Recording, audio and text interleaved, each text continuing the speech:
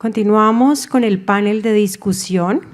Estará a cargo del moderador el doctor Jesús Fonseca y nos acompañará la doctora Marta Ospina, presidenta ejecutiva de Mederi Colombia, también el doctor Víctor Castillo, presidente de la Fundación Cardiovascular de Colombia, y Mario Enrique Cortés, presidente de HL7 Colombia.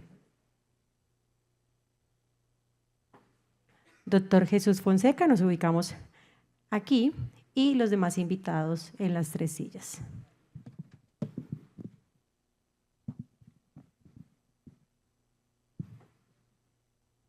Bueno, muchas gracias. Me ha correspondido por una gentil invitación de Franco Norero hacer la moderación de este panel. De antemano invitamos entonces a la doctora Marta, aquí está el doctor Castillo, y el ingeniero Mario Enrique Cortés, ilustre amigo, profesor.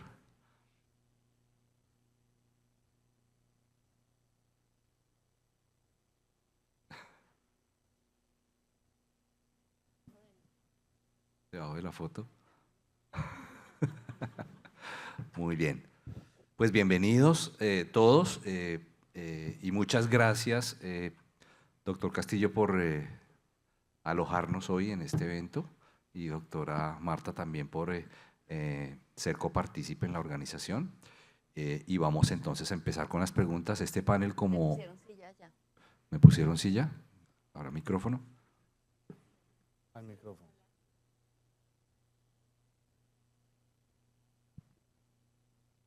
En primer lugar, me van a disculpar esta voz de tarro que tengo con esta peste tan asquerosa que tengo desde ayer. No creo que sea una variante de COVID, pero Puede ser.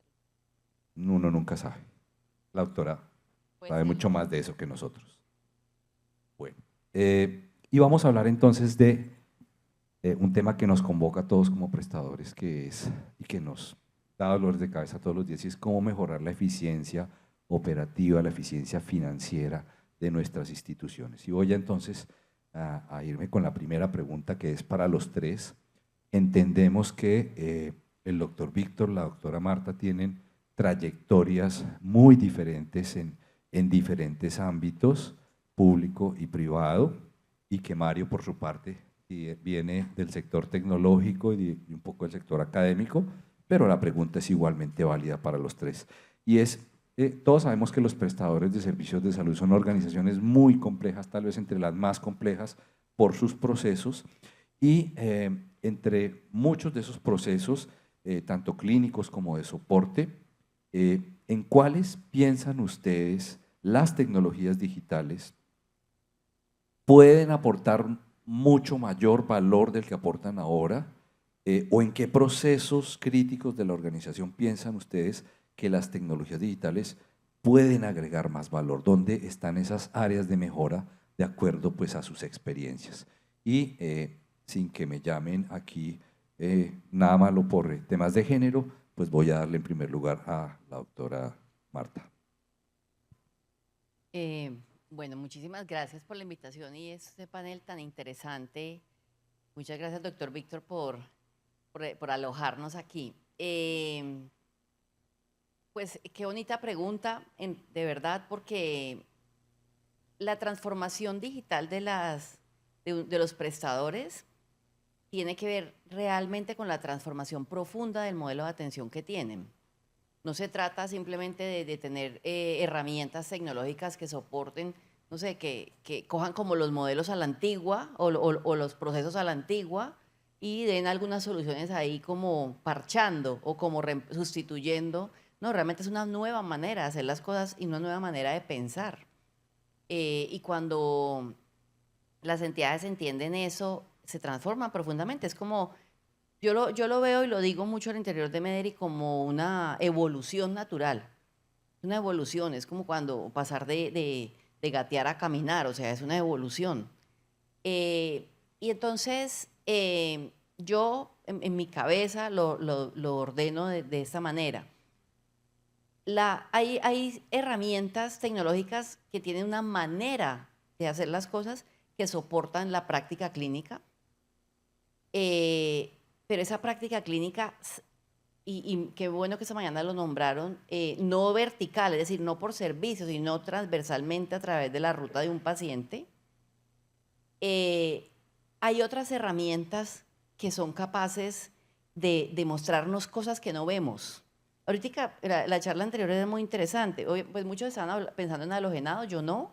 Estaba pensando en gestión de quirófanos. Estamos con un reto muy grande, los que tenemos tantos quirófanos como nosotros, es un reto tremendo. Entonces, el Internet de las cosas nos trajo un mundo que nosotros siempre soñamos, pero no éramos capaces de ver. Este es uno, porque la máquina de anestesia te diga cosas, o que los inyectores en radiología te digan cosas, o como la eficiencia o el rendimiento de los técnicos es impresionante.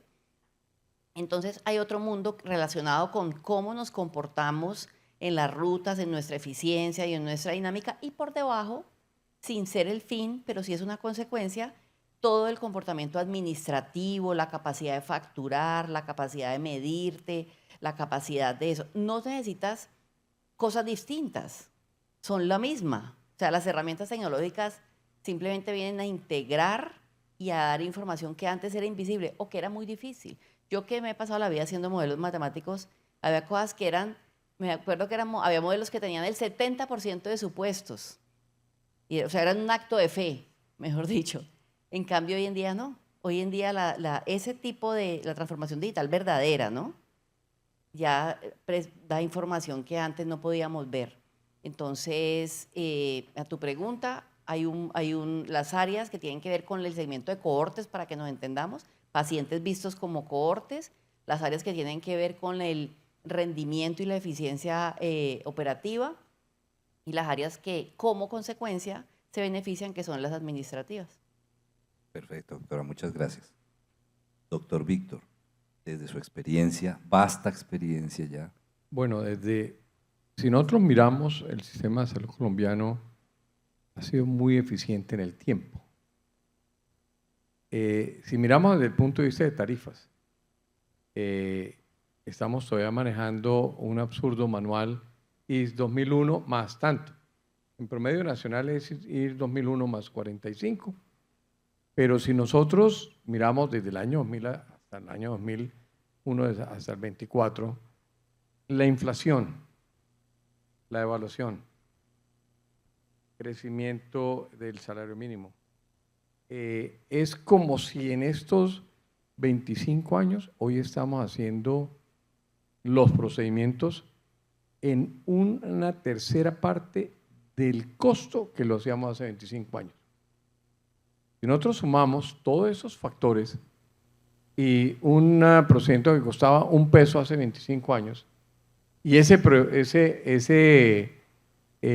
procedimiento hoy vale 1,50, en la realidad, con la evaluación y con todos los factores, hoy debería estar costando, o debería pagarse por el sistema alrededor de 3,50, porque todo es sumatorio: inflación, depreciación del dólar, porque muchos de los insumos son importados, crecimiento del salario mínimo, digamos, todo ese tipo de cosas, pero la UPC en todo ese tiempo no creció en una forma suficiente, y la UPC que creció se quedó atrapada en las EPS.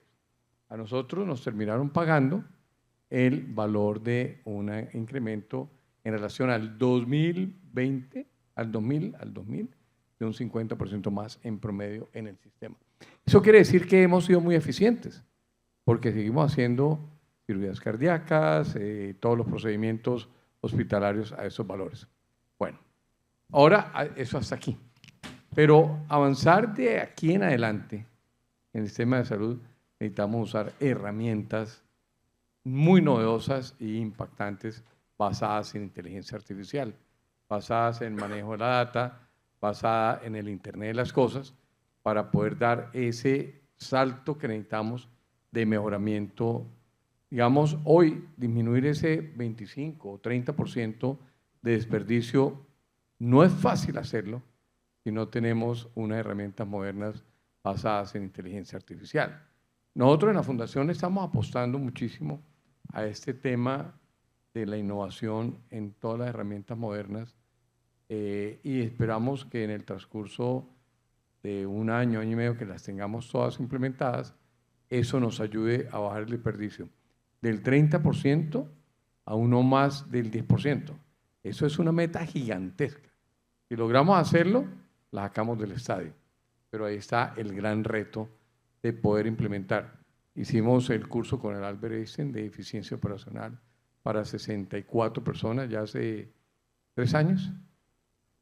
Y eso nos ha permitido tener un número importante de proyectos de mejoramiento en todos los niveles. Más de 200 proyectos tenemos en este momento activos, que nos va a implicar todos orientados a mejoramiento en eficiencia operacional, etcétera, e innovación. Pero de nuevo, si no le metemos innovación basada en IA, lograr tener esos ahorros va a ser imposible. Ahorita estamos trabajando en implementar lo que es la transcripción digital inteligente por inteligencia artificial, que es lo que llaman en Estados Unidos los scribes. Esperamos en diciembre ya tener totalmente implementado en toda la organización, pero le hemos implementado a esta herramienta, estamos en eso, Auri, que está aquí, tiene el compromiso de tener a final de agosto todas las 500 recomendaciones o 700 recomendaciones de Choosing Wisely dentro de esa scribes, dentro de esa transcripción digital inteligente, que nos va a permitir evitar hacer cosas inadecuadas. No sabemos hasta dónde vamos a llegar en el efecto final, pero es la apuesta. Lo mismo que nos va a ayudar en el tema de la auditoría por inteligencia artificial. O sea, hacer auditoría hoy de la forma tradicional es muy complicada y de bajo impacto. Cuando los errores son tan grandes es fácil y uno tiene impacto, pero ya cuando se vuelve fino el tema, se vuelve muy complicado y es donde uno necesita ese tipo de herramientas para poder hacer unas auditorías inteligentes, una formulación inteligente, de tal forma que, un ejemplo, nosotros hicimos el año pasado un estudio en el cual, basado en los criterios de Choosing, el 30% de nuestras transfusiones no tenían una indicación clara. 30%. Está muy de acuerdo a lo que dice la literatura, del 30%. Y lo hizo nuestro jefe del banco de sangre, patólogo, hematólogo, y ese fue el resultado. Porque, digamos, la norma o la protocolo dice que un paciente estable, no esté sangrando, estable hemodinámicamente, sin sangrado, con más de 7 gramos de hemoglobina no necesita transfusión. Pero ¿quién le dice a un médico que tiene 7,5 gramos de hemoglobina y no le ponga una transfusión? Y el efecto Alka-Seltzer es muy importante. El efecto Alka-Seltzer es que no es una sola unidad de transfusión, son 2. ¿Recuerdan en la propaganda de Alka-Seltzer que son 2 pastillitas de Alka-Seltzer que caen en el vaso y ese sonito? Ese efecto Alka-Seltzer está en el sistema de salud. Entonces, son 2. Y cuando miramos, y si es un paciente cardiovascular, cardíaco, son mínimo 10 gramos de hemoglobina para transfundirlo. Pero el 35%, y nosotros que decimos que trabajamos en valor y tenemos una unidad de valor, no es que estamos cometiendo error. Pero, ¿qué pasa con el scribe? Ahí sí, con la pudimos incorporar al ejercicio clínico, por lo menos en el protocolo, y esperamos en diciembre que esté todo listo, y hacemos ejemplos. El médico va a formular una transfusión con un paciente con 7,5, con 8, y simplemente cuando formula le dice el sistema, no recomendamos transfundirlo porque tiene tanto tal, y le saca el análisis, le dice no está permitido transfundirlo. Si necesita transfundirlo, hable con su jefe máximo, que es el doctor Jonathan, que le tienen pánico, entonces no lo llaman, o llame al doctor Castillo, que menos me van a llamar. Entonces, digamos, eso es un chiste, pero en la práctica es lo que necesitamos avanzar, en que a través de métodos inteligentes nos ayuden a disminuir ese desperdicio. El desperdicio es todo aquel que no se necesita. Ya hablamos aquí, excelente la presentación anterior, de los gases anestésicos. Si uno logra bajar en forma tan importante y contaminar menos el medio ambiente, un avance valiosísimo desde el punto de vista del quirófano. Entonces yo creo que hay que apostarle a las herramientas modernas, porque pasar de un cierto nivel en eficiencia a mejorar, necesitamos todas estas herramientas basadas en inteligencia artificial. Perfecto, doctor, muchas gracias. Mario, desde tu experiencia viendo tantas organizaciones de salud de tan diferente índole, ¿cuáles has visto tú que son los procesos que más se benefician? Yo creo que, bueno, antes que nada, un agradecimiento al doctor Castillo, a la Fundación Cardiovascular y a LBC Conference por organizar este tipo de espacios para la transformación digital.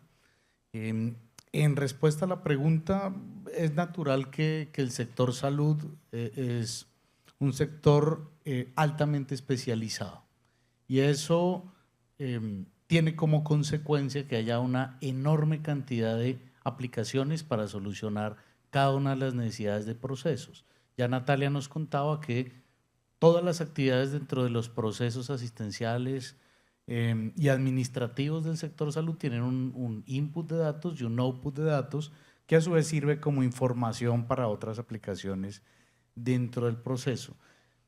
Creo que dentro de la, no sé, dentro de la cantidad de tecnologías emergentes o posibilidades de solución, estamos en Colombia particularmente viviendo una época muy interesante. Se había dado un pico de crecimiento del sector HealthTech hacia el año, no sé, 2007, 2008, y ahora a partir, digamos, de la consecuencia del interés en la transformación digital, hay un crecimiento muy interesante y hace que haya muchas opciones en el mercado. Por supuesto, hay temas novedosos que todavía están dentro del ascendente de la curva de expectativas, como los gemelos digitales, otras tecnologías que están entrando en la pendiente de descenso, como el uso de blockchain en salud, por ejemplo. Pero creo que hay dos factores fundamentales. El primero es el talento humano que tenga la capacidad de implementar las herramientas, es decir, no es un problema de herramientas, es un problema de talento humano. El segundo es que todas estas herramientas tengan la capacidad de comunicarse con otras aplicaciones para permitir los flujos de información transversal a lo largo de toda la organización. No hay grandes soluciones únicas. El éxito está en una gran cantidad de aplicaciones especializadas que tienen la capacidad de comunicarse unas con otras. Y a la pregunta de cuáles pueden estar aportando mayor valor en estos momentos, teniendo en cuenta el hiperciclo de Gartner, podríamos estar hablando de una mejor comunicación de los pacientes a través de herramientas de multicanalidad y el uso de herramientas para soporte de toma de decisiones clínicas, muchas de ellas basadas en inteligencia artificial. Perfecto. Bueno, como no todo es bello, no todo es bonito, la siguiente pregunta tiene que ver con las dificultades, con los retos, con los desafíos, con los obstáculos que en las diferentes organizaciones, doctora Marta Lucía, públicas y privadas, por donde ha pasado usted y de diferente naturaleza, o doctor Castillo, aquí en la organización durante todos estos años, o Mario, en lo que has visto con las organizaciones de salud a las que ustedes asesoran, ¿cuáles son esos desafíos, retos, barreras, obstáculos que encuentran ustedes cuando tratamos de poner tecnologías digitales al servicio de los procesos de la organización? Doctora.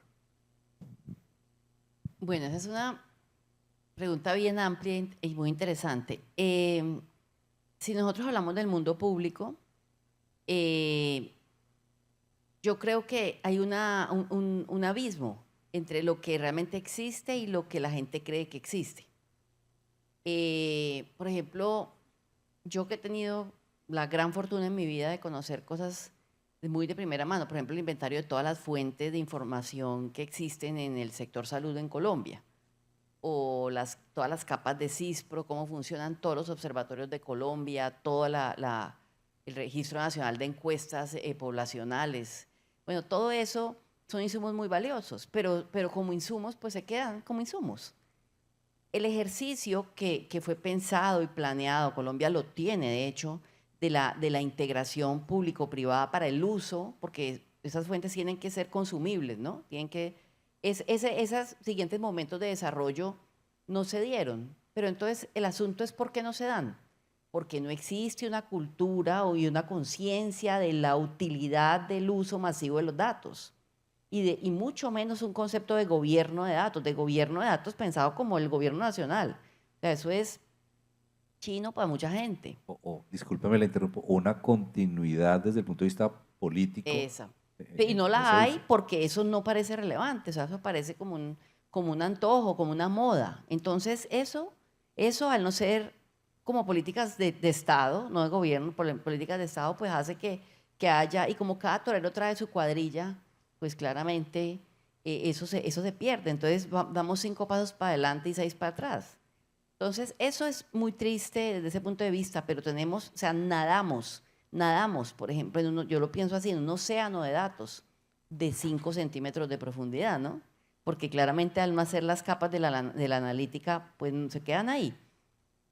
Entonces, eso pasa en el mundo público y hay cosas muy interesantes, pero enormes avances que vienen a vernos de otros países y todo, pero entonces la falta de continuidad me parece gravísima.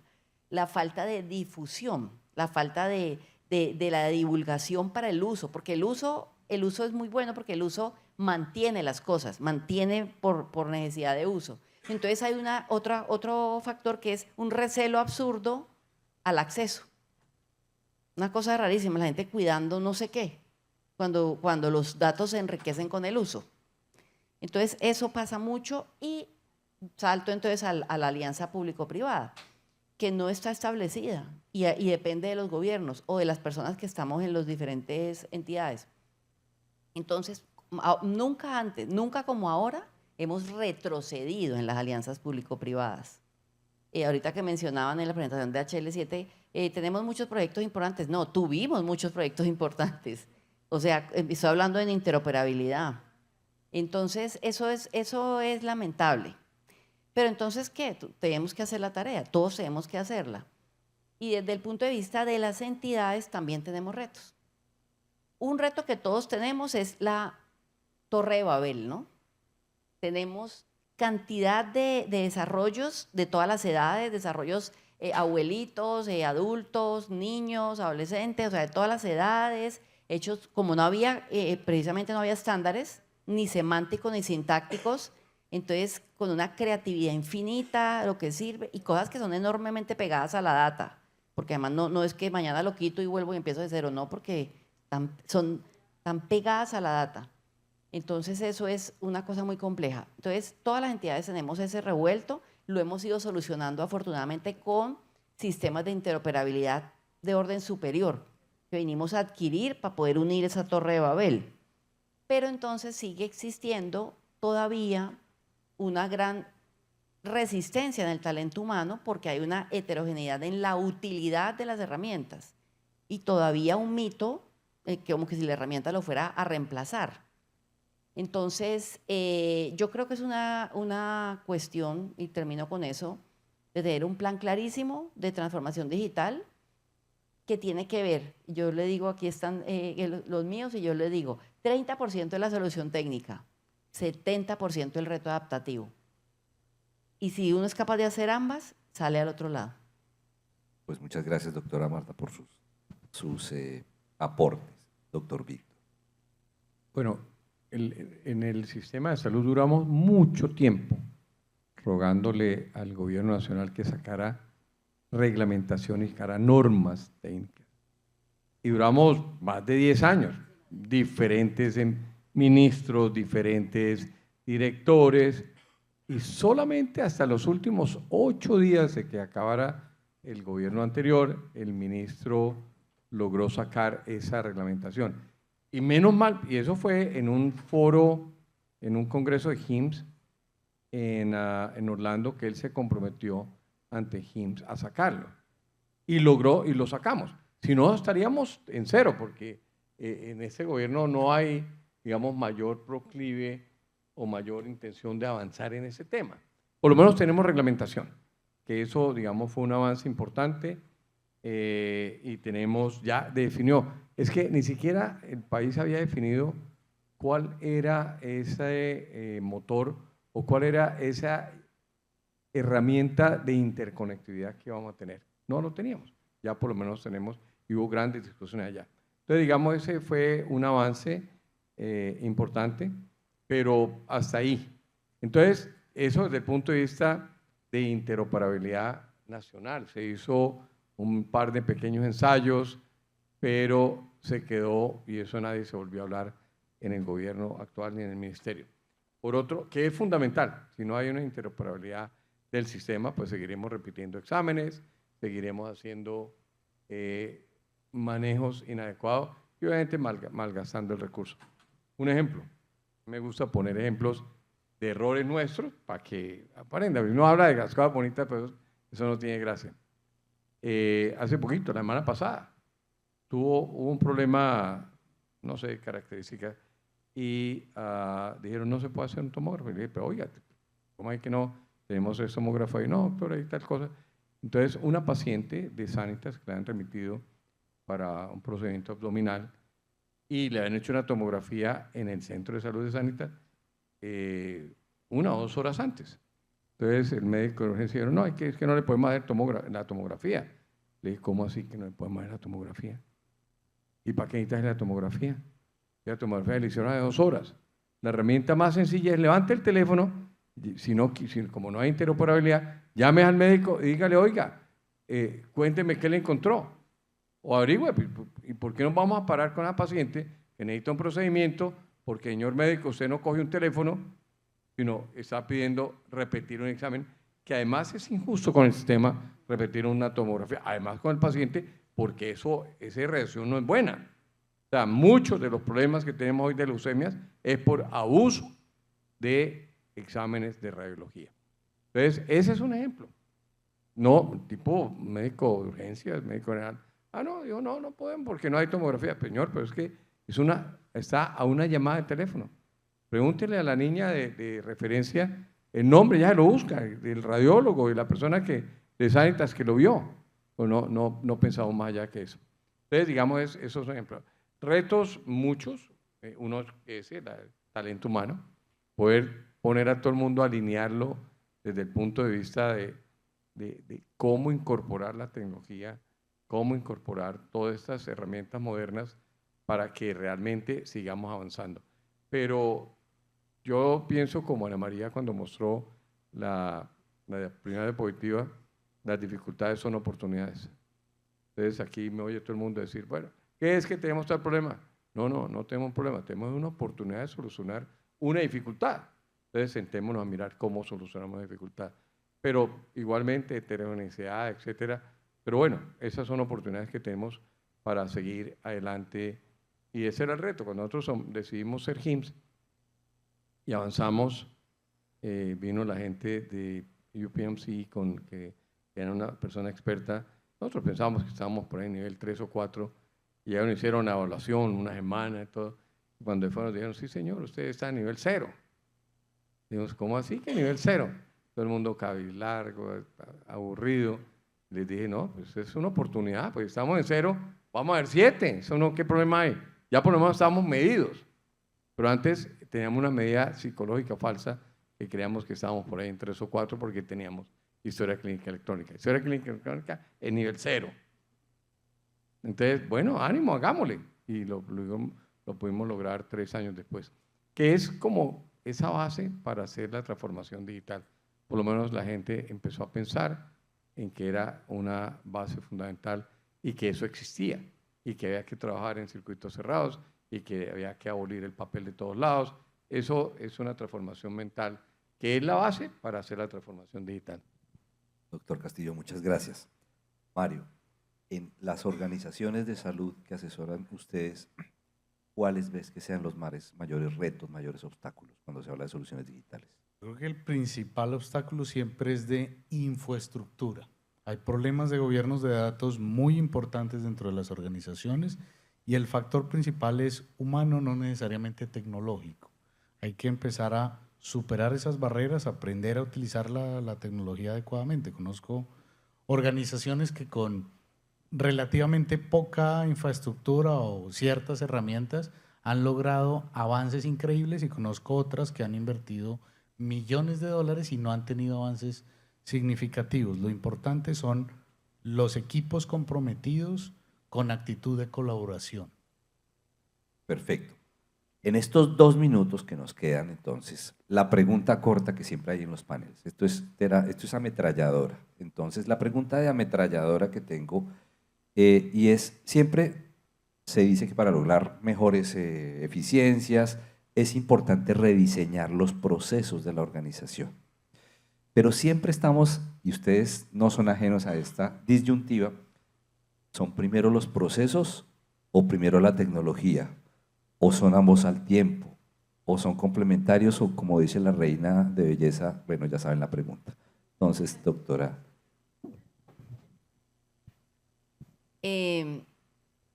Voy a usar el ejemplo de la práctica clínica, porque también mencionaron mencionaron guías. Las guías no son operativas, primero que todo.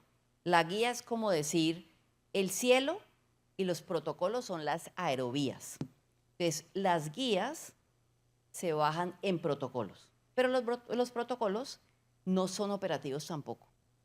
Resulta que los protocolos se tienen que volver rutas de atención, y las rutas están armadas o construidas de procedimientos. Digamos, las células de la ruta son procedimientos, son pasos, o sea, son pasos terapéuticos en una ruta de atención.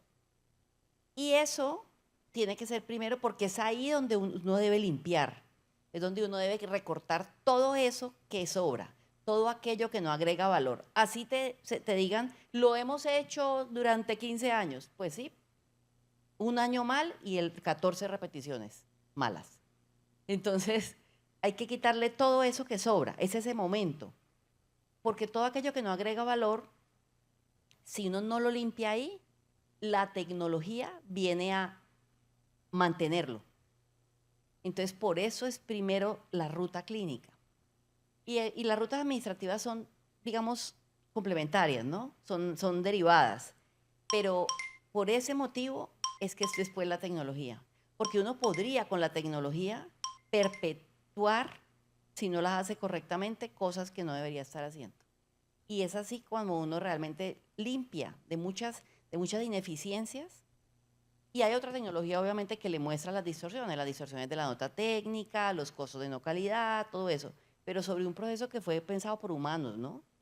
¿Que la inteligencia artificial le ayuda a optimizar? Claro que sí. Pero el proceso madre está pensado por humanos. Perfecto, muchas gracias.